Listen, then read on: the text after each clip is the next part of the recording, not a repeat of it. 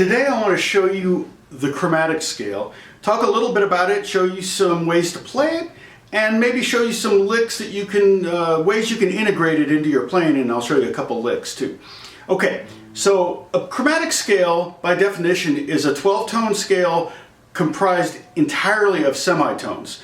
And that's the music theory ease version of it.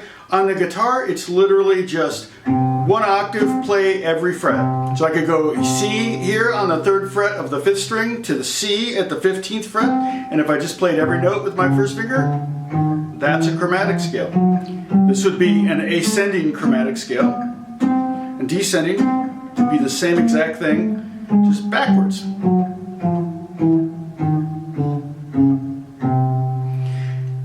Okay, I'm going to show you two different ways we can play a 2-octave chromatic scale on the guitar. And basically I'm going to start with the A here at the 5th fret of the 6th string and end at the 5th fret of the 1st string. Okay? And two ways we can play it. We can play it kind of diagonally like this, or we can play it in one position like that, okay? So the diagonal way is basically I'm playing 4 notes per string, every fret.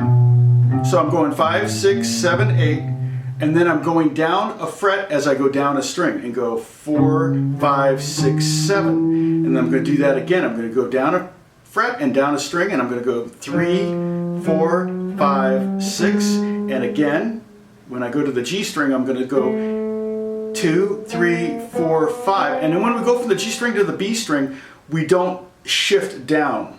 We just play the exact same thing at the next string. So we went 2, 3, 4, 5. We're going to do that again on the 2nd string. Now here's where we have an option here. We can either, because on the last string, on the 1st string, E string, we're going to have to play 5 notes. So we can either use the 1st finger twice, or use the pinky twice. I generally like to use the 1st finger twice. I guess technically you could use the 2nd finger twice. That's a good exercise right there. I should work on that, huh?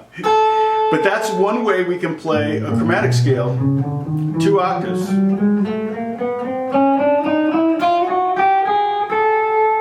Okay? And the way I'm picking it, because I'm doing 4 notes per string, I'm starting down and up. So down, up, down, up, down, up, down, up. I'm just pure alternating. And again, this could imply a major scale. It could imply a minor scale. It really doesn't. It doesn't really, or a minor chord. It doesn't really have a tonality. Okay.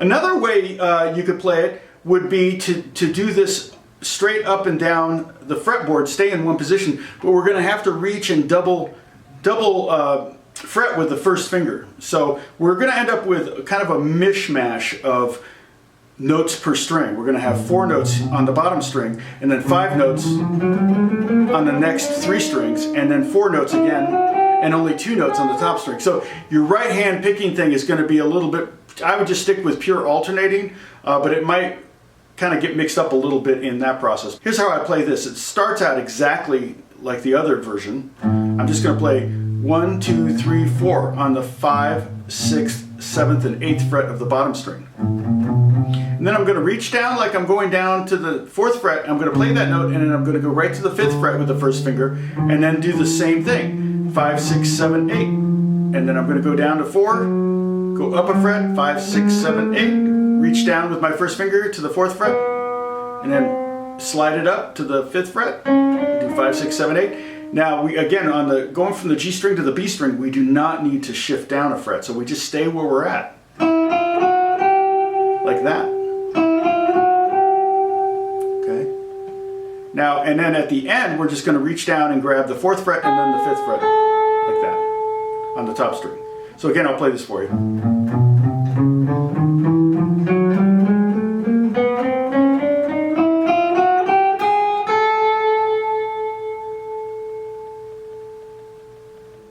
Now, one way, the way the guitar is a fretted instrument, technically if I just slide from this A to that A, I just played a chromatic scale, because when you hear the every one of those notes. That's technically a chromatic scale. Now, that just sounds like a slide. People don't really think of that as a chromatic scale. But Django Reinhardt, who was one of the greatest jazz guitarists of all time, only had 2 working fingers on his left hand. He was in a fire on his wedding night of all things and burned his second or third and fourth fingers to basically they couldn't be used. So everything he did, he basically did with 2 fingers. And he would do this thing where he would slide up an octave from, for example, from A at the 2nd fret to A at the 14th fret, but he would try to pluck every single one of those notes. Sound like this. It's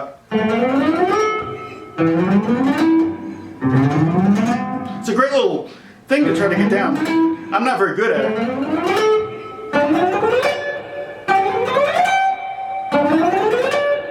But basically you're trying to get 12 strikes of your right hand in the time it takes you to go up from the, in this case, the 2nd fret to the 14th fret.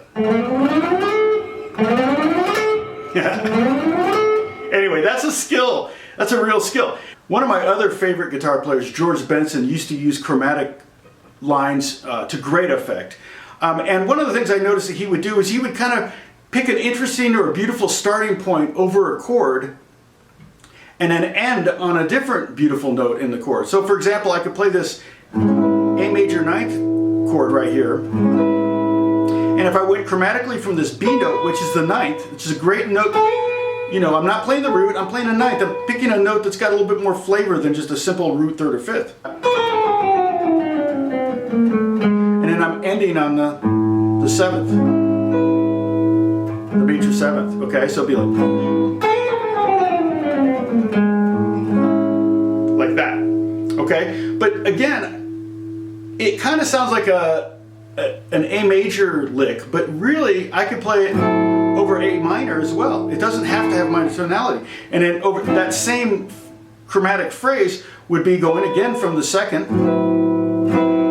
or the 9th over this A minor 6 chord. We got an A minor 6/9 chord here. And if I end on that G sharp, it's kind of that beautiful major minor sound. So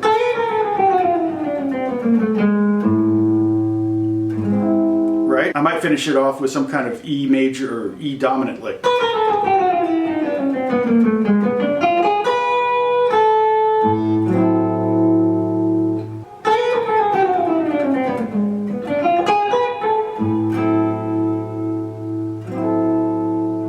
Now, you only technically need 3 chromatic notes in a row to kind of imply a chromatic movement or a chromatic scale. There are naturally occurring in any diatonic scale 2 half steps. So for example, if I play a C major scale, between E and F I have a half step, and between B and C I have a half step. But a half step, even though it's chromatic or a semitone, doesn't really imply a chromatic scale.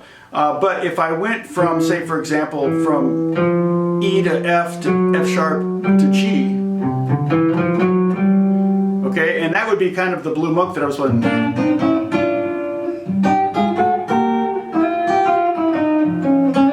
Okay, it's 3 chromatic notes or 4 chromatic notes in a row.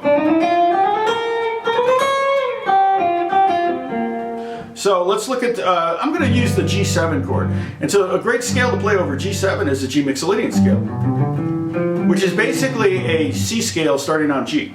So take C major scale and start on G and you end up with a G Mixolydian.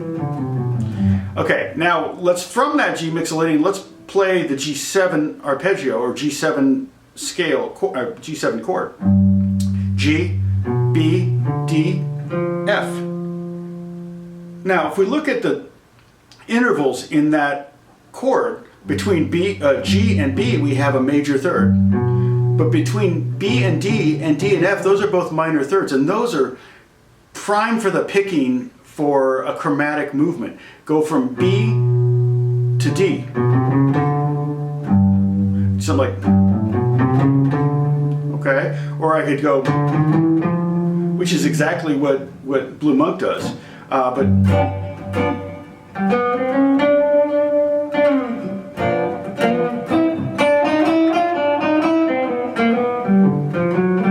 Those are all kind of chromatic movements.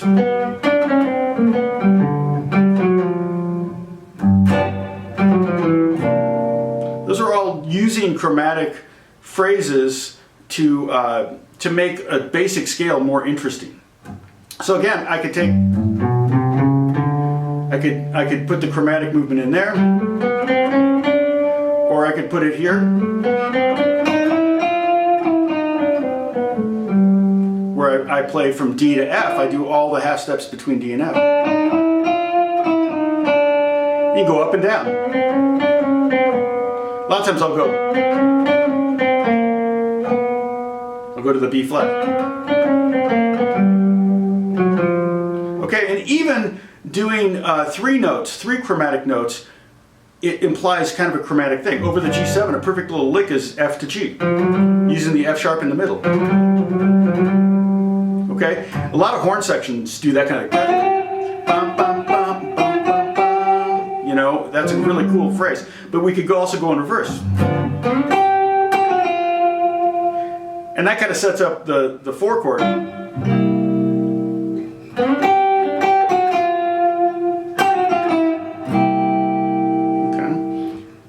Or I could go from the second, which in the G chord is a 2, is the A. I could go 2, sharp 2, or flat 3 to the 3.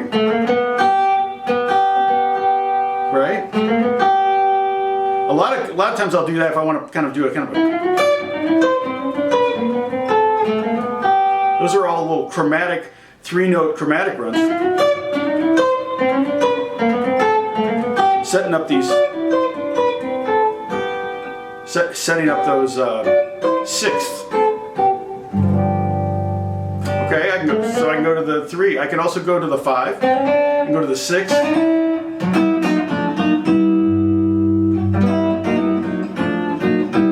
And that's doing all of those. I'm going root down to the 7. I'm taking the 3rd down to the 2nd. I'm taking the 6th down to the 5th.